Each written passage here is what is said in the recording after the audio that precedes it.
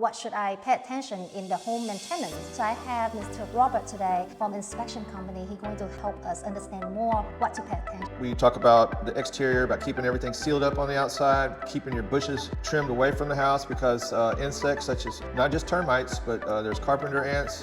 They can creep inside if you have contact with the house. And there again, gutters, keeping the gutters nice and clean, because if they fill up with leaves, ants will bed in there. You get carpenter ants that are making a nest inside your gutters and then entering your house and chewing up your wood. That's why they're called carpenter ants. So it's very important to keep the shrubbery away from the house, recommended 12 to 18 inches away from the house, and have 4 inches of exposure of the foundation. Termites live in the ground. They like to crawl up through the little weep holes that are located on the bottom row of the bricks.